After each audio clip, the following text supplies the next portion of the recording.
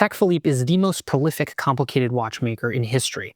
So today we've decided to get together a full spread of Patek Philippe complications in order to showcase the breadth of complications the brand has made over the years from vintage to modern.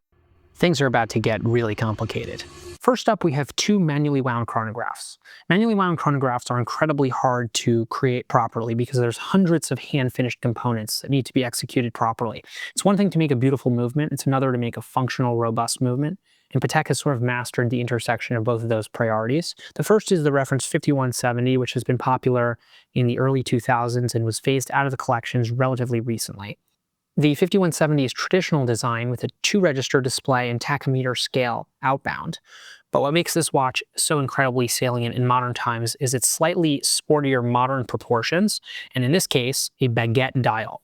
I think that it's very rare that you can execute diamonds on a men's watch incredibly tastefully, and this is one of the examples. And when you look at this dial up close, it's clear that Patek has masterfully set these baguettes onto the dial, adding a little bit of flair to an otherwise classic and reserved design language. And when you flip the watch over, you're met by one of the most beautiful movements on the market. As we move along to the reference 5172, this is the slightly more heritage-inspired, stripped-down alternative to the flashier 5170. We have syringe hands, we have Arabic numerals, we have tasti tandi engraved pushers, 3 steps on each of the lugs, a stepped bezel. This watch is incredibly riddled with vintage details, and yet we still have modern proportions, wears quite broad on the wrist, looks sporty, and yet if you were to place this on an alligator strap instead of this sort of denim leather that it comes with, you'd have a watch that could be dressed up just as easily. And once again, we have the same beautiful manually wound movement, and I think that Patek, among very few others, manages to master the complication.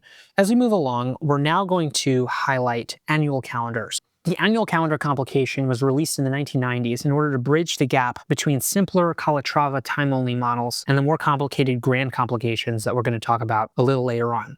So we have 3 different annual calendars here, which I think give 3 different flavors of the annual calendar complication. The first is the reference 5205, which is one of the more popular modern iterations. This features an incredibly modernist case design that Patek Philippe has presented with this model and a few other examples, and we'll look at one other one right after this. 5205 has a concave bezel and pierced lugs. It's incredibly modernist, and yet when you look on the dial, everything is incredibly reserved and traditional. We have a fume dial in this particular case, aperture displays for the calendar functions, which keeps the dial simple and not cluttered. And it's also nice to see that Patek is sort of experimenting with more adventurous dial finishes. This isn't a solid dial. This is a fume dial that fades from almost a blue to a black on the extreme. And I think that that allows this watch to take on many different personalities, no matter what strap you're pairing it with. This is an incredibly beautiful watch, and I think 5205 is often a first Patek for many, many people.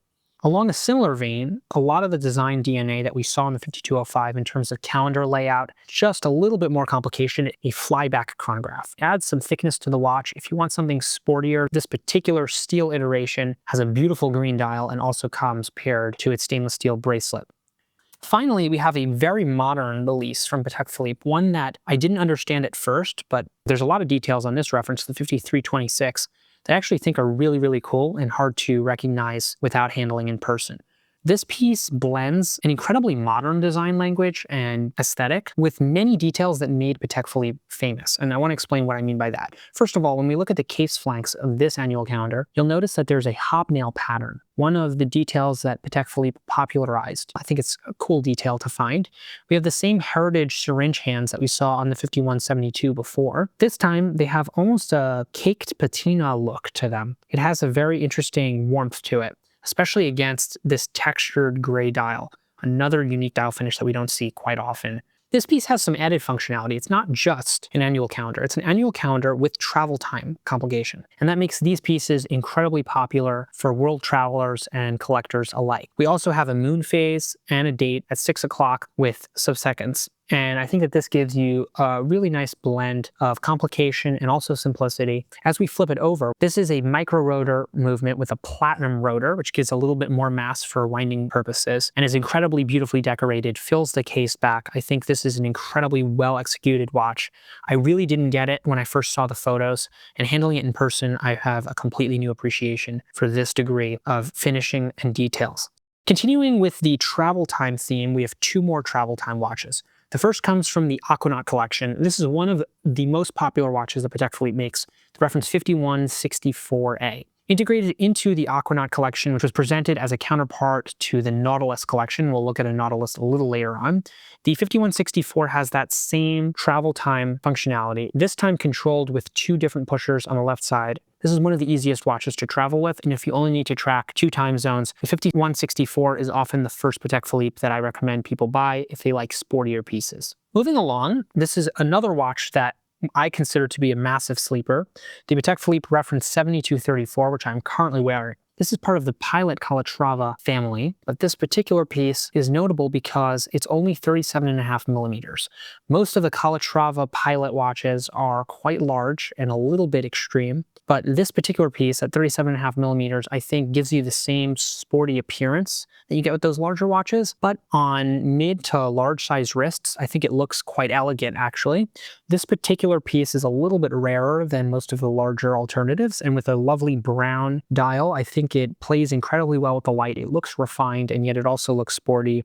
We have that twin travel time functionality on the left side of the dial for on-the-fly adjustments and tracking of multiple time zones. The next place we're headed is the world time. This is one of the complications that Patek Philippe really helped popularize in development with Louis Cartier, the brain behind the modern world time. This particular piece sits at the top of the world time leaderboard. It's a reference 5131, which we've talked about a little bit in the past, has a beautiful hand-painted cloisonné enamel dial. Incredibly hard to execute. Only a couple craftspeople at Patek Philippe know how to do this work or are capable of doing this work. It has a hand-painted finish and also hand-applied gold frames that help define the outline of a sort of world time motif at the center of the dial. Outbound, you have all of the city displays and also a pusher that adjusts what the local time is currently, so you can quickly change where you're tracking the time with the simple press of the button, and it jumps the hour hand to match wherever that current local time would be. So well executed, incredibly beautiful, showcases Patek Philippe's mastery, both the visual arts and also the mechanical arts. I think that this watch is a massive sleeper and still trades far below what it should be, considering the rarity and complexity of this watch. Next, we have the Perpetual calendar. Now, the Perpetual calendar is the more complicated alternative to the annual calendar.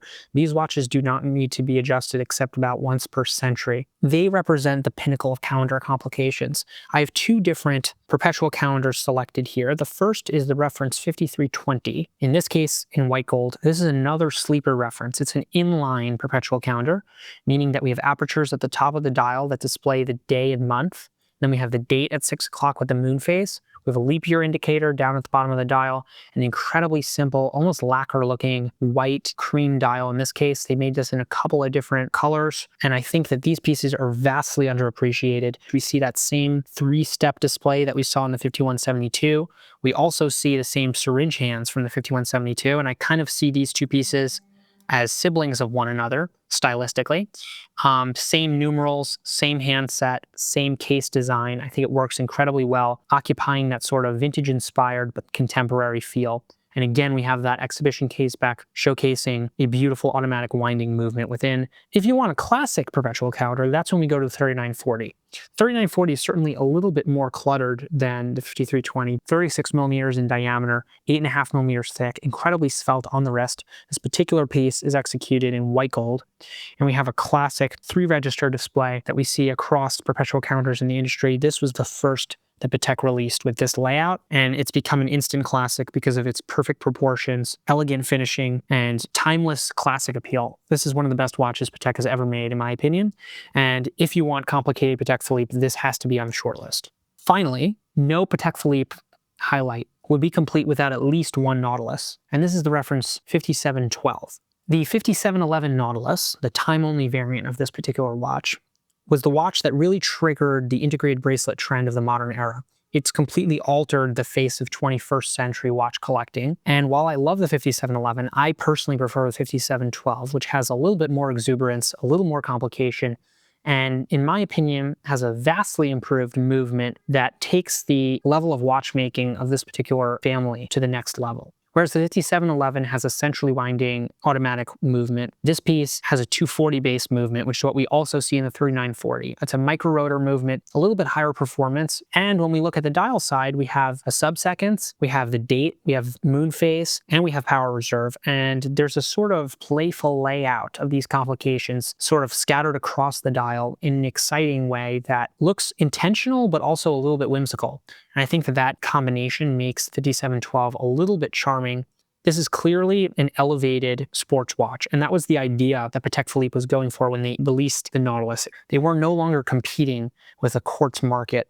They were trying to position themselves as a luxury offering that was selling a completely different vision for what watchmaking was really all about. And so for that, I have tremendous respect for the reference 5712. So there you have it, a full range of Patek Philippe complicated watches. This runs the gamut of chronographs, calendar functionalities, world time, travel time, and more. And I think that if you're looking to experience Patek Philippe properly, the best way to do that is to explore complications. That's really where the brand has cut their teeth, and it's where they've completely pulled ahead. Patek Philippe is undoubtedly the master of complications, and we're very, very excited to offer a full range of complicated Patek watches at analogshift.com. Go check it out, and we'll see you next time. Damn, Mark, that was complicated. Whew.